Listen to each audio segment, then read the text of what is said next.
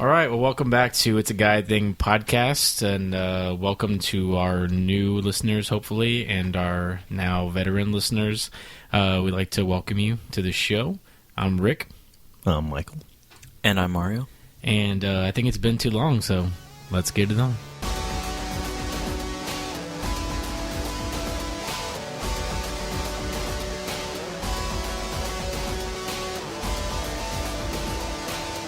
Okay, so for a blast to the past, Kurt Cobain is in the news again, even though the guy's been dead for how long now? Let's see, 94? 20 years. 20 years, exactly, pretty much. April 8th, I think. And yes, I'm a huge Nirvana fan, and I was a huge Kurt fan, so I knew that off the top of my head anyway. I didn't have to research that. But, point being, recently in the news, I think Seattle PD released, I think at the behest of some media company, of course, they released a letter that Kurt had written, or rather, not a letter, but rewritten vows to Courtney, and he had it in his wallet, basically saying that she was pimple-faced and that she was draining all of his money for drugs. And so 20 years later, some people are given a different view of their marriage and everything. I've always been of the camp that she was responsible, and we can dive into a little bit of conspiracy theory. I've always been also of the camp that it was not a suicide, which I know is not a very popular belief, but after seeing several documentaries and hearing about all the different things that have come out because since then, Kurt was secretly a government spy? And no. they needed to take him out? No, because Courtney... Silence. Because he was going to leave Courtney, and he was going to take Frances Bean. Does Courtney seem like somebody that could organize a cup of coffee, let alone something like that? That's true. That's the only thing that goes against the whole theory. But the idea that somebody had come forward and said, hey, Courtney paid me to kill Kurt, and then the next day that the documentary people went to go talk to him, he had been hit by a train. Kind of interesting. The guy that said that? Yeah, big giant fat dude that was like, oh, she paid me to kill him, and I said no. Or he couldn't get off the tracks in time because he was fat. Well, here we go. Dive into conspiracy theory. Dive into conspiracy theory, and that looks strange. So, yeah. So that's interesting. That's the first I've really heard you mention that at length. Why do you think it's a conspiracy? I think, and this was, my thoughts haven't changed much since 1994. So my information, like, I've never really gotten too deep into it to the point where I can be like, this is exactly how I feel today. Mm-hmm. But how I felt in 94 so was 14-year-old Mario. So 14-year-old Mario. Mario. 26-year-old Mario. I'm not that old. He died when I was in high school, man. Right. Like freshman year. Yeah, freshman year. So the thoughts back then were that he was going to leave her because he was trying to not be a drug addict anymore. He was trying to quit. Things were preventing that from happening, whether it's the relationship with her or whatever. From everything that I had seen, he loved his daughter. And he probably saw that she was poison for his daughter, and he was going to take her. And she found out he was going to take her, and she hired somebody to off him. Mm-hmm. Didn't he overdose a couple of weeks before, in Rome though? Yes. Well, I think he did, and then he went into a treatment facility and then he ran away. So there's a whole bunch of other stuff that went on during that time that could either have been, maybe she was helping him pump all that junk in his system, or maybe he was, and I'm not going to say he's not a drug addict. Verify that his drug issues and medication issues were pain related to stuff in his stomach and all that? Scoliosis and stomach issues. Okay, he had both. So I mean that's the other part of that aspect. But even barring all of that and just going straight for the aspect that she had him offed. Right, but why even kill him? Even if she had, I'm assuming, divorced him, they probably didn't have a prenup. Chances are she would have got a ton of money anyways. True, but I mean, divorced. Okay, she got a ton of money, but she doesn't control the estate. She doesn't control the music like she does now, which has prevented Kirsten Novoselic and Dave Grohl from doing anything Nirvana related as far as releasing more material or re-releasing mastered versions or remastered versions or what have you. So, I mean, there's that aspect. To me, one of the most blatant, in-your-face kind of things that I guess maybe a lot of people didn't analyze, but when Hole came out with, when Courtney Love came out with Celebrity Skin, even lyrically speaking, I came here with your pound of flesh. I mean, that's I don't know, if you're looking for conspiracies, you're going to find them. So, like she's confessing in her album while the producer and engineers were recording and listening to it. They're like, "Wow, that's really good." Yeah. Well, I think why not? I mean, I would imagine. 'Cause I don't share the view that she killed him, but I could certainly see why she had the burden of his death on her hands. I mean, because a big part of her celebrity was because of that. And I imagine, even as a kind of shitty person that she appears to be from our perspective, I could see where she'd be carrying the guilt of that and realizing that her star is a little bit brighter because of her association with him. Right. I mean, because before, that album came out, right? The Live Through This album, like the one before that wasn't really a big deal anyways. No, it wasn't. And the Live Through This album, which came out like the week after he died or something, like, yeah. I mean, that's a conspiracy too, that like he wrote most of that album anyways, or she stole it from him or whatever. I mean, so either way, like, I mean, I would imagine there's some complicity. I think if you have two drugged out musicians living in the house together, more than likely their compositions are going to cross and you're going to share stuff and share ideas. I mean, she's not, from what we understand, at least, like, she's not the most accomplished of writers. I mean, like, that Celebrity Skin album, which I like more than Live Through This, was co-written by Billy Corgan. Right. So, I mean, so there you go. And it was a completely different album. It's glossy. That's when she was doing, like, her Hollywood, like, post-Larry Flint thing, But it's interesting. Like, it's interesting that it, it's like anything else. It keeps popping up. It's like, like the Jim Morrison thing, where people like still kind of like hang on to that. Well, no one ever saw his body, and we don't know if he's really dead. And like Elvis got abducted by aliens, and Kurt Cobain's living without a head somewhere. Like whatever. Like. Well, okay, so covering the head aspect. I mean, he was not a tall person. How can a not so tall person blow their own head off with a shotgun? I'd use his big toe. Which he was wearing his Chucks. Right. Which you guys know you can't fit a Chuck head into the. But it's just. What do you mean though? What does his height in a shotgun have to do with it? Arm length. He says arm length, not being to be able to pull the trigger by himself. You haven't seen Full Metal Jacket? Yes, I've seen Full Metal Jacket, but still. But you can also 7.62 millimeter and multiple handwriting styles. Hello, Joker. On the. I am in a world of shit. You can probably never mind. It's probably best not to promote how. How. But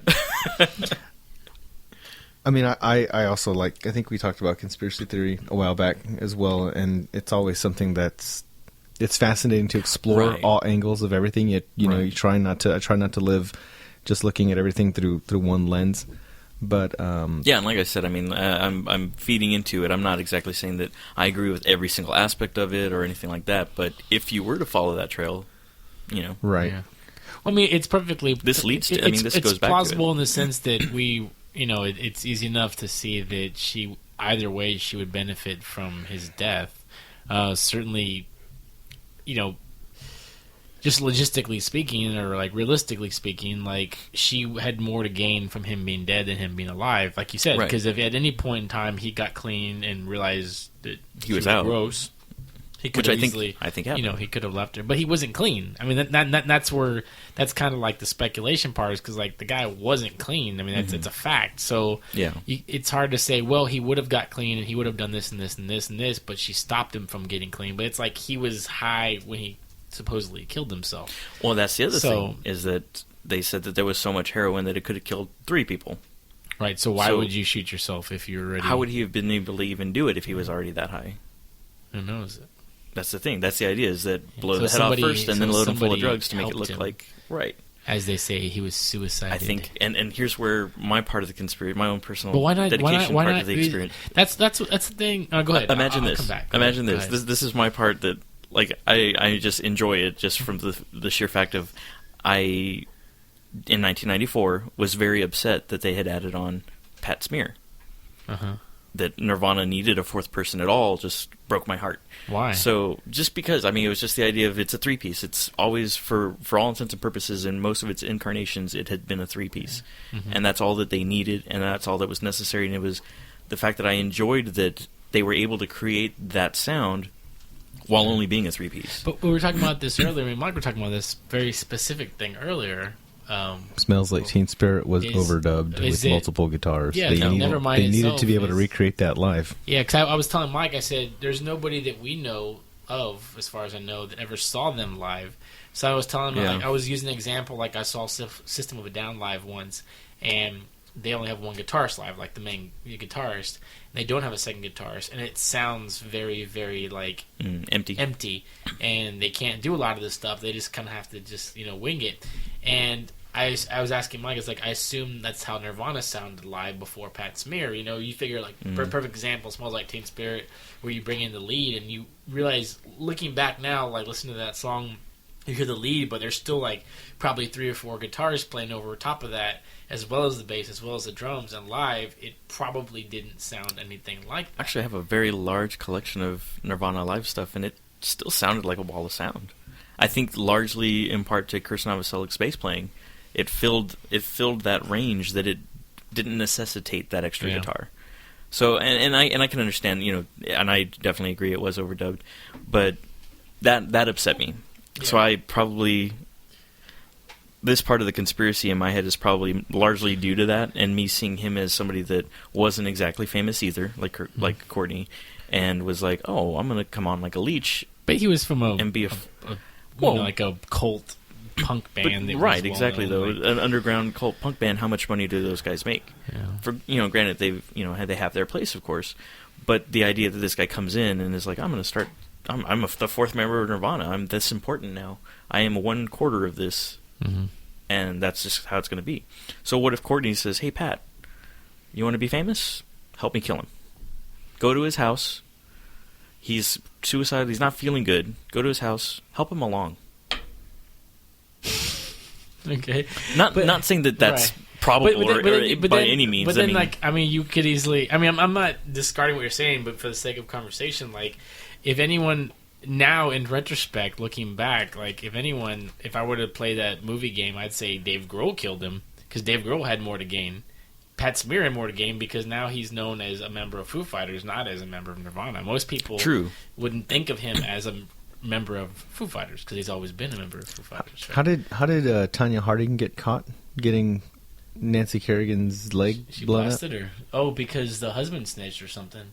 Because they hired a guy to bust her knee up, and then the husband, I think, snitched after he got caught or something like that. I think it's the movie Rainmaker, where Matt Damon's character says in every murder situation you make about 25 mistakes and you're lucky if you remember 5 of them. So let's go down that road as well. The Seattle Police Department thinking it's just another druggie. We don't care. We're not going to investigate this, and they really didn't. And there were private investigators that were hired by Kurt's family, Kurt's aunt, I believe, and they found some stuff that just never could go anywhere because the Seattle police weren't cooperating in any way, shape, or form. Yeah. Which is how some of these documentaries got made, and how they found the guy that said that he was supposedly hired. So, like, I've never seen those. I know what you're talking about, the documentaries. I've never seen any of those. So, what is the single? If you had to take one thing away from those documentaries, what is the smoking gun in the conspiracy? What's the thing that you would use to try to convince me or somebody else? I couldn't say that there's one thing. I'd have to say the whole scene. Supposed suicide scene, the multiple signature, the multiple handwriting on the note, the fact that he was loaded up with enough drugs to kill several people, and how was he supposed to be able to hold a gun that was much longer than his arm? That's what I'm saying. Wouldn't it be easier? Wouldn't it be easier to just make sure that he overdosed rather than to overkill it of him shooting himself on top of overdosing? Well, think about it. How many times had he overdosed? No, but it was fine. But that's easier to cover up, and it's easier if he managed to survive it. You would just do it again because people would assume that would happen again. Oh, maybe it just needed a little bit more fleshiness for the media, so that way it stayed in the media longer, and maybe got Courtney some more bucks in some way, some more notoriety, and make her seem more of the bewildered and crying widow. I don't know. I mean, it could be several reasons. Maybe he was already loaded full of drugs to begin with, and he was like, "Oh, I'm not going to do it. I'm not going to do it." And this person was like, "Here, let me help you out." Yeah, and either. So what if it was now? This is another. Oh, and also his stuff was on his chest. like his wallet and his like somebody stuff put it there. Right, because I mean, if you're going to blow your head off with a shotgun, there's going to be kickback. Okay, so let's say someone took part in this. Mm-hmm. What if it wasn't a murder? What if it was euthanasia? Or what if what if it was an assisted suicide? What if he needed help because he couldn't quite follow through on his own? That's a valid... And part of that whole thing was to protect the person that helped him because they didn't murder him, but they helped him accomplish his ultimate goal, which was to... That's an interesting end the pain. I've never... I mean, I would be more apt to go with that, because if he goes to somebody who's a loved one or somebody who he trusts or someone who's a confidant and says, you know what, this is it, like, this is the last straw, like, you know, I barely escaped this last, you know, overdose or whatever, and I'm at the end. You know, that was an attempt. I was trying to end it, and it didn't work. So it may be because I was afraid or because, you know, I didn't quite have whatever, the fortitude to do that particular thing at that particular time, like, make sure that it gets done, if in case I can't follow through, or, you know, numb me enough that I don't feel anything and I don't stop you and you help me finish this. Yeah. I mean, has that been offered up as a? I don't think so. I've never heard that theory. A documentary about that. Nice. I've never heard that theory, but I will say that it could be very valid. Did you ever watch Mario Gus Van Zant's Last Days? No. You haven't seen that's that? the one. That's the one that I haven't. That's the one about Cobain. Yeah, It's like I want to see that one. version. Yeah. I haven't seen any of them past like, let's see. I think there was Kurt and Courtney, and then there was one other one as well. I can't remember what it was called, but there was a couple, and then there was like a couple of independent ones. I think there was a YouTube video that was like a 2-hour-long YouTube video that somebody made. But yeah, Gus Van Zant's, I haven't seen that. I can picture the movie poster right now. Yeah. Have you seen it? Yeah, I did. Is it pretty good? Yeah, it's pretty cool. Is it like straight up? It's all fictionalized. It's all. Yeah, it's more of like a take on like what the final days would have looked like for him, with people coming in and out of the house, and his you know, disaffected personality, and you know, him even playing music by himself, you know, and then it really has very little to do with the actual death, other than the fact that they, you know, kind of show that final scene. There's nothing graphic about it. It just shows that he's 1 minute he's, you know, alive and then he's not. And they show the investigators and stuff coming to the house, but everything leading up to that is just conversations with him and other people around him and stuff like that. And it's cool. a very Gus Van Zanty, Yeah. you know, piece. But I just wondered if you'd seen it. No, not yet. I think I'll have to check that out. And yes, we're staring at Rick. Rick's coming back. Did you get some more beer, Rick? I just came back from the crime scene. Took a couple extra looks. Checked the spatter patterns and the UV. Well, I was going to say, did you get a beer? Did you go visit a food truck? No, I didn't. But I would love to. I should have. Well, you are drinking Lone Star right now. I am. I just finished one. National Beer of Texas. It is according to the bottle, the can says National. So Beer of Texas. there's some out there that would say that Lone Star is less than. What would you say? I would say it's pretty good stuff. I think it's good. I actually, here's a secret which people don't like to admit. Lone Star's a fabulous beer, but if you put it in a pint glass and put a lime in it, squeeze a lime, put it on the edge of the cup, it looks and tastes exactly like Dos Equis. So then why not just get a Dos Equis? Because Lone Star is like $1.50 and Dos Equis is like $4.50. Touche. So I think out of the three of us, I think you're probably the closest to being the beer connoisseur. Nope, but I enjoy it. I drink it probably more than both of you.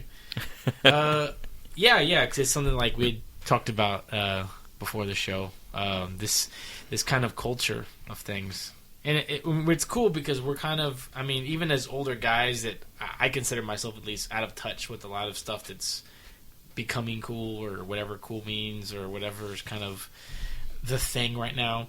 But at the same time, I mean, there's certainly things that are really like kind of growing and taking on a life of their own. And something that's really interesting that you see here, I assume it's kind of come to mass consciousness in the past couple of years, is like the craft beer thing, and kind of it being like almost like a boutique type of thing, where there was the old days where we think of like our dads or uncles where they drank, it was like you drank Miller Lite or Bud Light or Lone Star Coors, and that was it. And that was even like that kind of had divisions among families. Like, this is a Miller Lite family, what I mean? Like, and that kind of thing. And now, obviously, we've kind of moved into, such as the digital age is, where you have unlimited options and access. We're kind of in a more global world, in a lot of ways. You do have access to these other things, so it is interesting, on a small and large level. This kind of craft beer thing that's really kind of taken hold lately. I think a lot of the stuff that I've seen too is sort of a anti-big company movement where it's cooler to drink, beers that are made by, local brewers or, the craft beer connoisseurs that are putting their heart and soul into it because it's a mom and pop, soul, an entrepreneur type situation versus, Budweiser isn't even an American company anymore. It's owned by, InBev, which is an international company. And then that company owns, I think, like 30 or something more other beer companies. I think you could look it up and you could see like Budweiser there'll be like beers that look like they're from craft breweries, and they have like these little like brewed in whatever little place, and it's actually a Budweiser factory. So they're taking advantage of like that craft beer movement to get in on that market, even though the craft beer market I think occupies like somewhere with like 8 or 11% of the total beer market, something like that. And I watched this documentary on I think it was called Beer Wars, and it was on Netflix when I saw it, and it's really fascinating, along with the little like 5 or 6 episode Brewmasters, which has the Sam Calzone, I think, is the founder of Dogfish Head, which are actually pretty good. I actually enjoy those as well.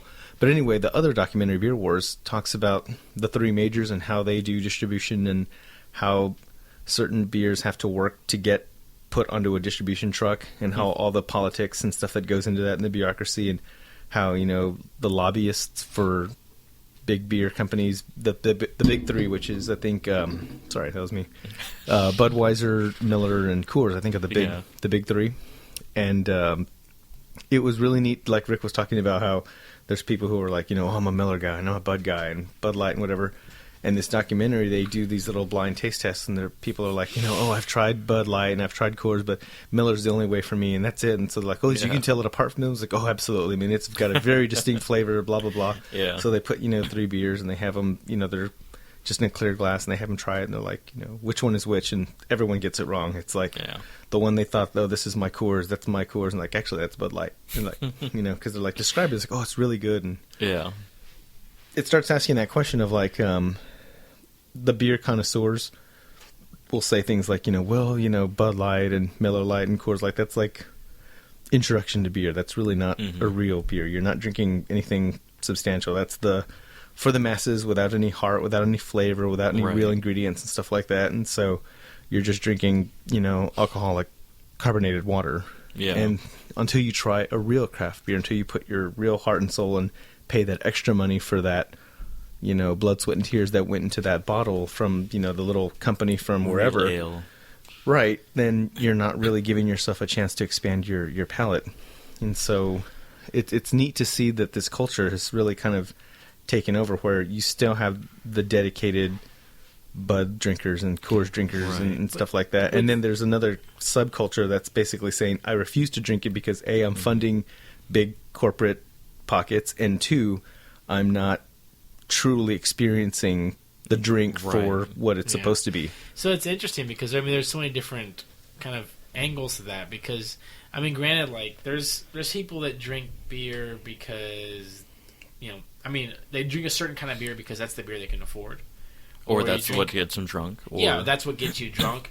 And I'm assuming you have different types of people that drink beer for different reasons. So you have like craft beers, for example. Generally it's not cheap. If you buy a pint of it, it's probably going to cost you anywhere between $5 and like $9 a glass, right? So obviously you're not going to sit there and like throw them down like you're at a keg party or something. It's like it's something you're supposed to sit there, almost like a glass of wine. I'm assuming you got to sit there and you kind of like let it sit in your mouth and you appreciate it and you pair it with certain types of foods or whatever. Yeah. And so that's a different type of mentality than someone who's like, hey, let's have a good time tonight and I'm gonna throw down like 10 beers as quick as I can and get excited and dance and have a party.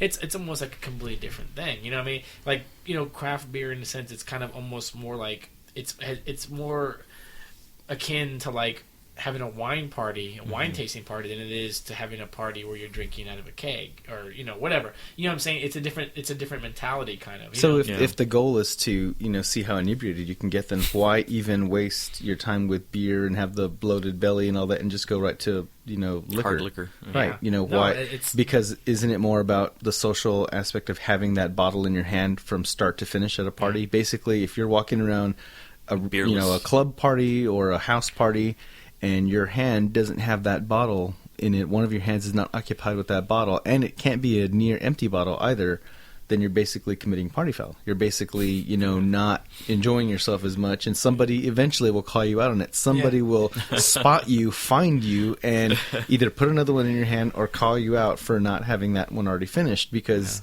if it was just about, getting wasted, then everybody could start the night by saying, let's all do 5 shots to get the night started, and then we don't have to have nothing in our hands. We can just go and talk and do whatever. I think for most people over a certain age and maturity level, like their goal on a good night out isn't to get blasted and not remember the night and get sick and end up in the dumpster or whatever. It just happens anyway. But I think when you get to a certain age, you kind of like, especially like say we go out to dinner with, a group of friends or whatever, and you're not going to, like at this point, that's not usually how the night ends. We don't all end up getting trashed. You know what I mean? It's like, so if you do have a beer, you're like, okay, I'm going to have a nice beer and I'm going to enjoy it. It's going to taste good, blah, blah, blah. And that's probably the only one I'm going to have. So whatever.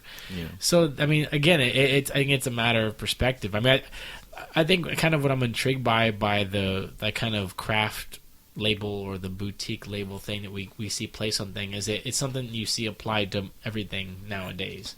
Like buy your groceries local, go to the farmer's local, market. Organic, gluten free, all these things. I'm not dogging that stuff. I'm saying it's just a thing. It's like I'm assuming, for as long as people have drank beer, people have made their own beer. Right. I remember a point, probably after high school, like somebody we were acquainted with was like, "Oh yeah, I brewed my own beer," and like the first thought was like, "That's lame. You're lame." Right. You know what I mean?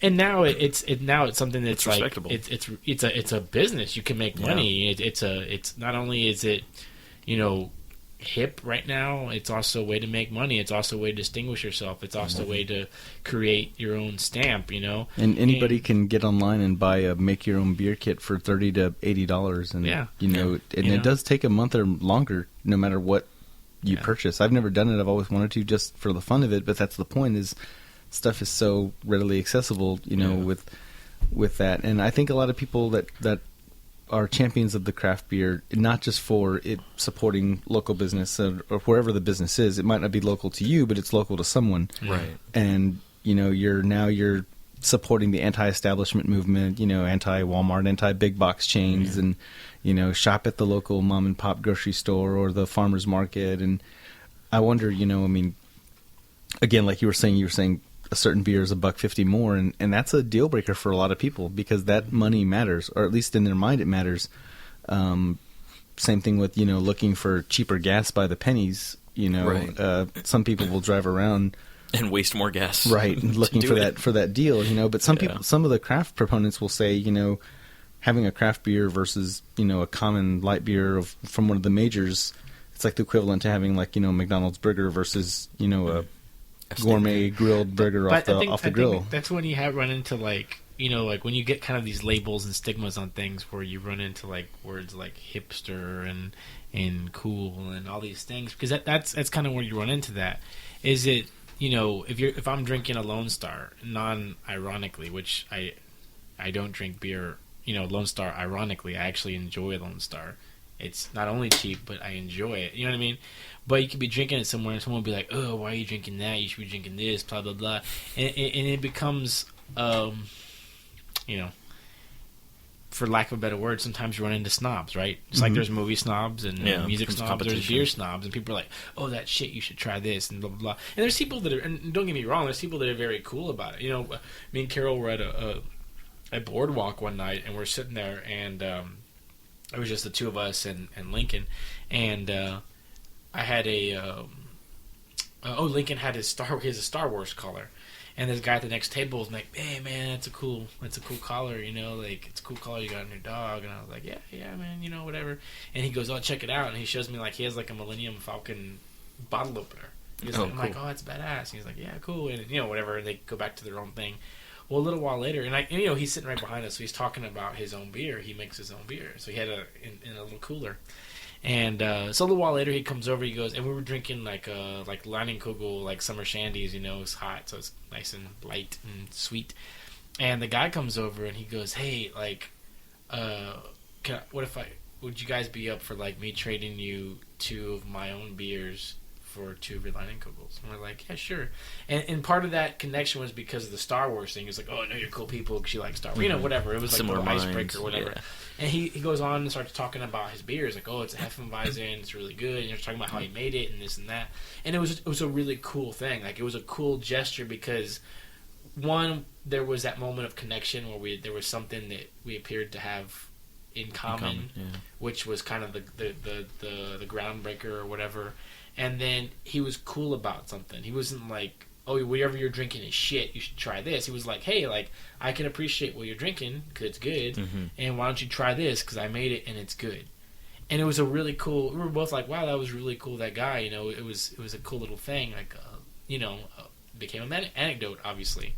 But on the same token, I've been places where people had the opposite effect. We're like, "Oh, why are you drinking that? That sucks. That doesn't blah blah blah this and that." And and you know me, like, that's the kind of shit that immediately turns me off. If someone tells me how great something is, I immediately go the other way and go, "No, it sucks," because it's just annoying. It's just freaking annoying to me, you know.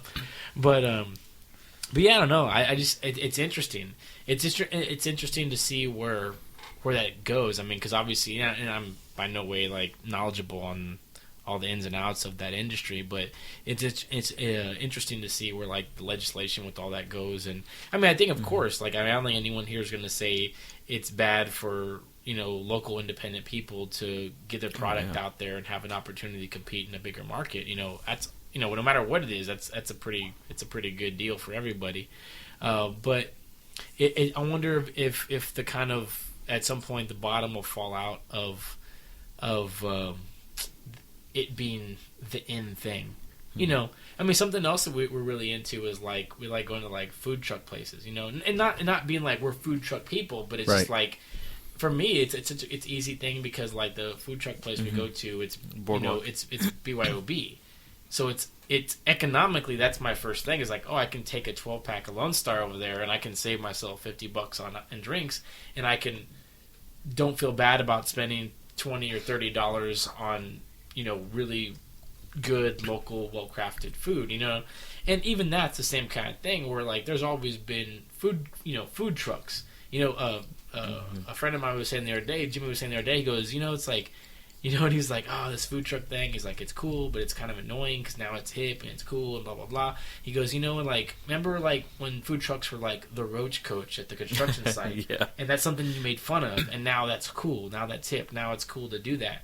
And I said, yeah, no, I get you. I get why, like, you have to kind of, like, we're always in conflict with our culture sometimes, you know, and a word I really hate, but it's like the word, like, zeitgeist, especially when people use it, because I'm like, it's not a word you ever have a reason to use unless you're trying to make people aware that you know what it means. It's a conspiracy theory film, and it's also a Smashing Pumpkins album. Both shitty. That's a topic for That's true. I won't stand behind Pumpkins on that one.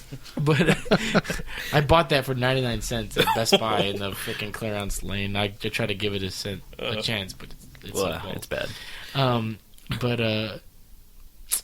Mario got me off knocked my you off. train. Sorry about that. It's okay though. No, it's okay. But you hate the word zeitgeist. No, but that's what I'm saying is that like it's interesting to see what happens when that's not cool and there's something else going on. And I hope that it becomes just a part of the structure our kind of popular culture is that there'll always be food trucks. There'll always be craft beer. It may not be this thing that's cool and it's a cool thing to do, because, and I'm a cheapo. I mean, let me say it, like, it's not has nothing to do with coolness or hipness or whatever. I'm just a cheapo and a poor ass. So I can't, even if I wanted to, celebrate a lot of these things. Like, you see these places popping up here, especially, here in town now where, now, like, even, like, food is a craft thing, you know what I mean? Like, before, it was like, we were kids, we spent all our time at, like, Taco Cabana, Whataburger, TC, or, McDonald's, whatever.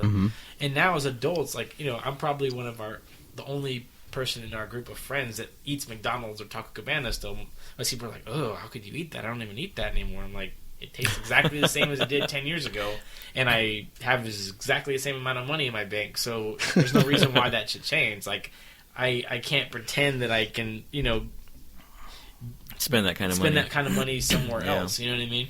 So that's a thing. Like, I don't know if either of you see that movie that came out recently, Drinking Buddies. It's like Ron Livingston, Anna Kendrick, Jake Johnson, Olivia Wilde. Anyway, it's a cool, it's a low budget movie. It's kind of like mostly improvised and stuff, but the setting is within the craft brewing industry, so it's got that kind of as the backdrop. I guess the way swingers had, like, the swing music, revival was a backdrop. And honestly, like, I dig it. Like, I like all the actors in it. I like Joe Swanberg's stuff that I've seen, the director guy. But it's not my favorite movie. Yeah. And it's not like, I mean, I don't, like I said, again, I'm not, like, by any means knowledgeable in craft brewing, but even as an outsider, it doesn't make me feel like, oh yeah, I get craft brewing now. Because it's kind of just like, if they had made a movie about people that worked at a grocery store, it would have kind of been the same thing. You wouldn't be like, oh, I get grocery stores now, man. I get the inside track. It's not really about that. It's like lots of scenes of people talking while going, oh yeah, try this beer. It's really good. We just made it. It's kind of that. You know what I mean? Like, I don't know. Again, because I'm not a part of that culture. I'm a consumer, a sometime consumer of that culture, but I'm not a part of that culture. I don't quite connect with it, but. Okay, guys, just wanted to pop in real quick and let you know that this is an abbreviated show. We originally had 3 topics, however, we just got exhausted, so we didn't get to record anything additional. So that's why I didn't want to have anything not come out on Mondays, so here's a partial episode, 2/3. It's coming out a little bit later than usual. Hopefully you all still enjoy it, still continue to follow us, rate us on iTunes, comment on iTunes, download, subscribe. Find us everywhere on social media, and we really appreciate all of the listens. And hope to see you guys next episode for a full 3-topic, or at least a full 45-minute or longer episode. Thanks for tuning in, y'all. Bye. Today's podcast has been brought to you by Audible.com. Get a free audiobook download at www.audibletrial.com/210localmusic. Over 150,000 titles to choose from for your iPhone, Android, Kindle, or MP3 player.